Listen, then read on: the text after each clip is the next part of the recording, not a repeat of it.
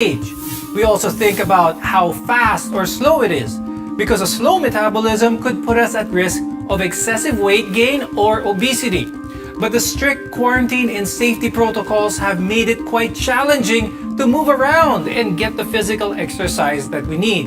On the program today, we'll talk more about metabolism and how to raise it during this time of COVID-19. I'm Dr. Freddy Gomez, and this is MedTalk Health Talk on CNN Philippines.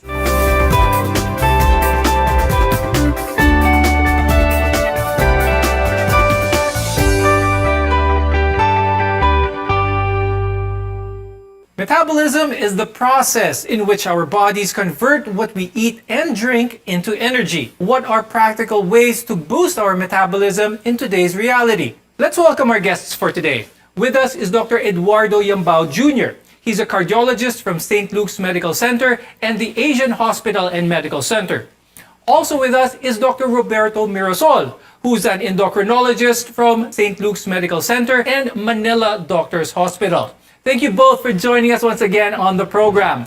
Let's start this very interesting discussion. I'll start first kay Dr. Bob. Could you discuss the impact of obesity on our health? You know, it's really a growing problem here at home, and the condition can leave us vulnerable to a number of serious health problems. That's very true, Dr. Freddy. In fact, obesity is increasing in the Philippines right now. Among Filipinos, it's about 26% overweight and obesity. As of recent statistics, it has been shown that a lot of complications are associated also with being overweight or obese. First and foremost would be an increase of risk for diabetes, hypertension. These are chronic diseases. You also have an increased risk of strokes for patients who have been overweight and obese. And of course, pulmonary problems being associated with overweight, sleep apnea, an increase of gallstones as well. Recent research also suggests that obese people are 80 times more likely to develop type 2 diabetes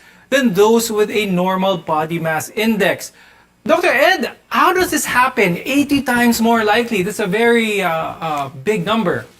Yeah, that's quite big. And Dr. Freddy, because in obese patients, there is an increased amount of inflammatory markers and other substances that leads to insulin resistance or the inability of the body to use the blood sugar.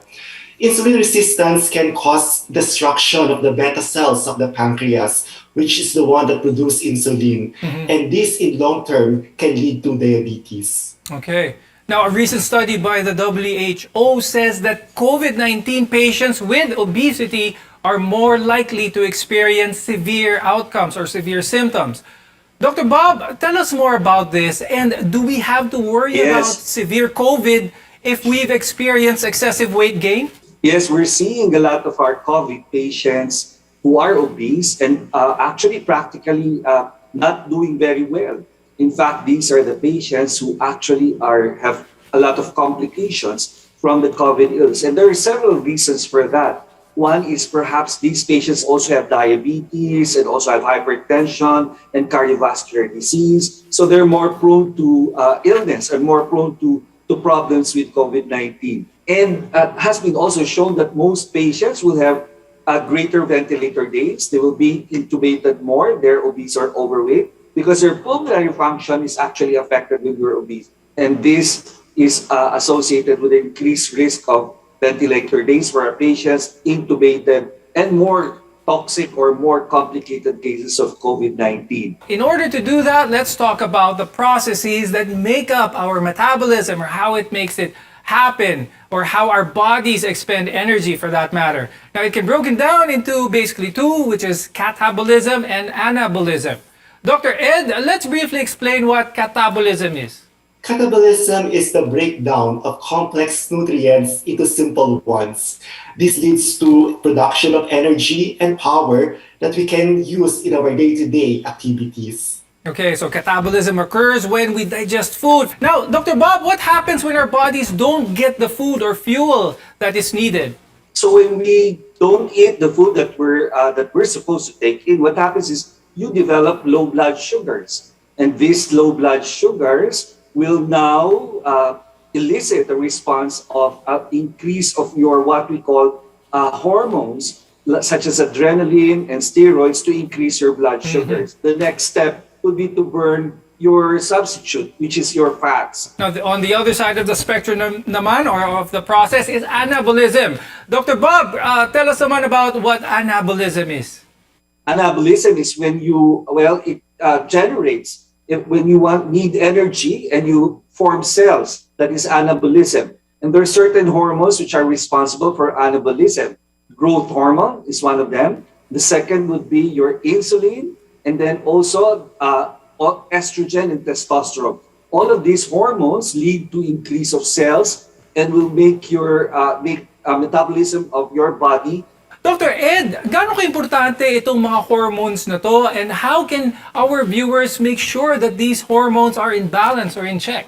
Okay, these hormones are very important because it regulates our body function. If one is more than the usual number that is needed in our body, it can lead to certain dysfunctions. And our patients should look into some telltale signs that they have hormonal imbalances. This could include problems with concentration, sudden weight gain or sudden weight loss. And these are the signs that our hormones are not in tune and should prompt our patients to consult their doctors. Yes, that's correct. Now, there are many factors that can affect our metabolic rate or the rate of metabolism. When we return, we'll go through some of them and the most important ones. Stay with us on Med Talk Health Talk, only on CNN Philippines.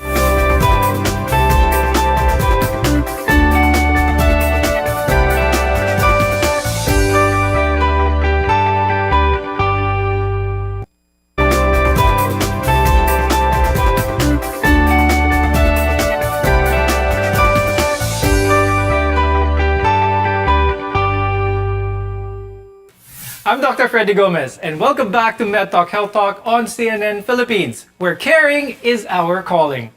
We all need energy to work, to think, to move. Our body requires a certain number of calories to keep it functioning while performing these basic functions in order to stay alive. Dr. Ed, what should our viewers understand, or what is important to know about someone's basal metabolic rate? Knowing one's metabolic rate is important to achieve one's weight goal, whether the goal is to maintain, to lose, or gain weight.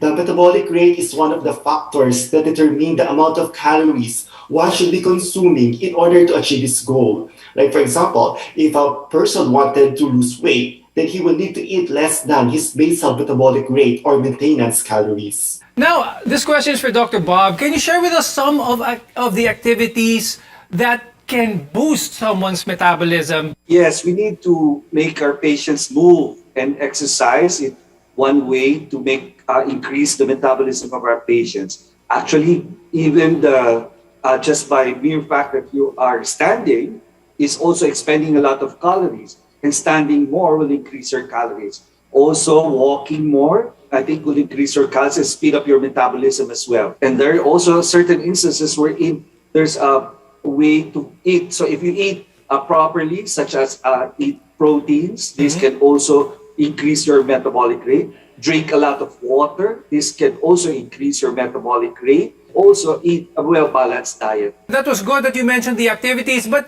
I'd like to talk about the heart for really quickly, because a lot of people out there may seem that in order to get some good benefits to increase one's metabolism, kailangan maximum heart rate palagi when it comes to physical activity. Is this the case? Is this true?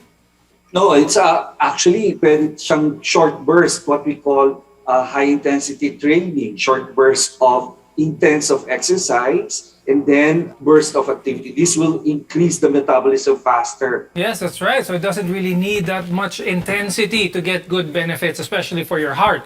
Now, there are also some other factors that can affect one's basal metabolic rate, and one of those is genetics. Dr. Ed, is that the be-all and end-all kapag mababa ang metabolism ng isang tao, ganun na siya habang buhay? Basal metabolic rate varies between people. Some have a faster metabolic rate than others. And these variations in metabolic rate and even body weight can be due to some variants in the person's DNA, which means that genetics do have a role in a person's metabolism. Bakit kapag mas tumatanda isang tao, Dr. Ed, mas bumabagal din ang metabolism niya? And what can we do about this? Okay, as one age, the amount of muscle mass, which is an important organ that consumes our energy, decreases. And usually there's also an increase in the fats in the body when one grows old. And these factors can lead to a slower metabolic rate. But we can do something about this, like as diet can also have a role in metabolism as well as physical activity. Now let's go on to what we can do to boost our metabolism. And one factor that we should talk about is the diet. Dr. Bob, umpisahan natin. What can people eat? The protein and fat will increase the metabolism. And these are building blocks of our muscles. And we all know that protein is very important. The second would be to take a lot of water, especially cold water. Some studies have shown that also caffeine in coffee or tea, of course not in excess, can also boost their metabolism. Now, there are several studies that suggest that inadequate sleep can lower our metabolic rate and increase our likelihood to gain weight. But in today's reality, sleep might be hard to come by with COVID-19 related stressors. Dr. Bob, what are some practical tips that you can share with our viewers for them to get high quality sleep? So what I advise my patients is, number one, to stick to a sleep schedule. I ask them to sleep the same time each day and then make the room a bit comfortable. So throw down the blinds or the curtains so that it will be dark, low light, and then good, comfortable pillows and mattresses for you to be able to sleep. And then also pay attention to what you eat and drink. So avoid alcohol, avoid coffee or tea just before you go to bed. And this will all help in terms of you eating. And then also limit your daytime naps. Some of my patients will tell me, I can't sleep at night, but actually they're sleeping more in the afternoon. So of course, this will all reduce. And the last one would be actually to indulge in physical activity, but not before sleeping, but earlier on, and that you will be able to sleep a good night's sleep. Now, that was a very interesting conversation on metabolism, and I'd like to thank our guests for today, cardiologist Dr. Eduardo Yambao Jr. and endocrinologist Dr. Roberto Mirasol, for guiding us on this topic that we had. Regular health check is vital during this time, but why is it important to have a good relationship with our doctor and to get medical advice regularly? More on this when we return. Your health is our mission here on MedTalk Health Talk. You're watching CNN Philippines.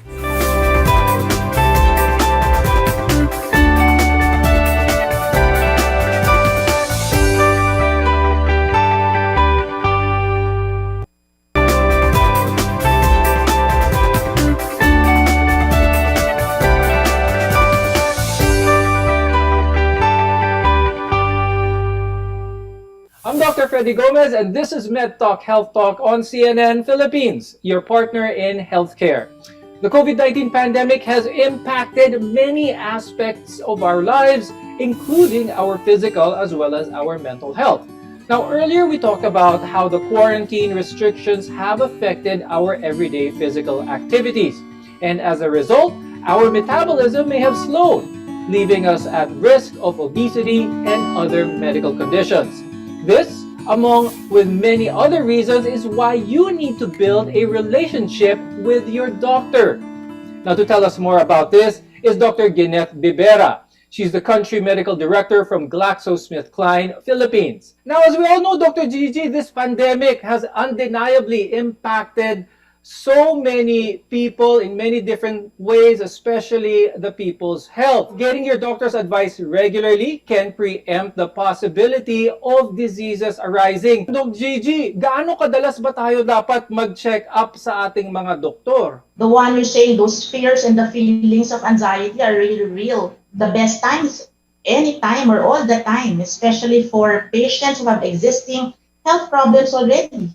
No, consulting with your doctor is always the best course of action when one is experiencing any symptom, whether mild or moderate, as it can be a sign of an underlying condition already that can actually jeopardize your health if not addressed as soon as possible, even for those actually without any, the one what we call comorbidities. Now, of course, it is always vital to check in with your doctor kapag merong nararamdaman. Pero, Doc Gigi, bigyan natin ng scenario yung ating mga viewers. Kunwari, meron ako nararamdaman na mild or even manageable COVID-19 symptoms at home. Kailangan ko ba bang magpakonsulta sa doktor? Oo naman, no? I mean, there are a lot of, since we are in the pandemic, di ba, Dr. Freddy, syempre Yes. the symptoms that we should really be watching out for would be the COVID-related symptoms. And I think a lot of our audience know this already. Fever, cough, colds, shortness of breath, sore throat, loss of smell and taste with associated body aches and pains. Mhm. Yala, even if the symptoms are mild, these symptoms are actually, there are common illnesses that would have similar symptomatology. So, in a way, we are not sure whether what we are really dealing with is actually COVID or not. That's right. So marami talagang symptoms na pwede mag-overlap, ano? So it's best talaga to be able to consult with a doctor para sigurado at ma-minimize yung anxiety ng mga tao. Now, for those naman who are still nervous about face-to-face consultations, we want to remind you that telemedicine is here and it is readily available. Doc Gigi, at this time, people do have a choice whether they want to do face-to-face or to do it online, to see consult with a doctor online. So tingin nyo, Doc Gigi, what is the best option right now? It would really be the patient's comfort level at this point. That is the most important factor or consideration. It's really up to the patient to choose what works best for that patient. No, so apart from face-to-face, fortunately now, as you mentioned, we have other options to do consultations remotely, no, not face-to-face, and that would be through teleconsultations and through video consultations. Now, it should have its advantages, but again, no, whatever they prefer, the important thing here is that they are able to get timely medical advice for whatever symptoms they're experiencing. For those who are interested, who have never tried teleconsult before, how do they go about this? Tell us how teleconsultation works and how can those interested gain access to it? There are many ways people can avail of this. So first, they may ask if you already have your own family doctor, then you may ask your current doctor if they are providing this type of consultation. Mhm. Or for patients naman who have like a health card membership, they can also contact their service provider. Now, if they don't have both, then they can call their nearest healthcare facility and ask if they offer teleconsultation or video consultation services. There are really a lot, no, in online, no, they can look for directories that they can look up online, which will really help them consult with a doctor. Are there any things that our viewers need to consider before arranging a teleconsult with a doctor? First, the gadget. At least a telephone, no? You have a mobile phone. And of course, it also helps to have a stable internet connection and an environment conducive for consultation. Now, they can also prepare a list para mas madali. No? They can prepare a list of questions already that they want to ask so that they can really maximize their time with their doctors and maximize the session. Ultimately, whether through face-to-face consultation or telemedicine, checking in with your doctor every so often is key here. Now, how do you think this proactive mindset, Doc Gigi, will help the country's healthcare sector? It's really like a change of mindset. No? We really need to teach these patients that first and foremost, the priority is their health and wellness.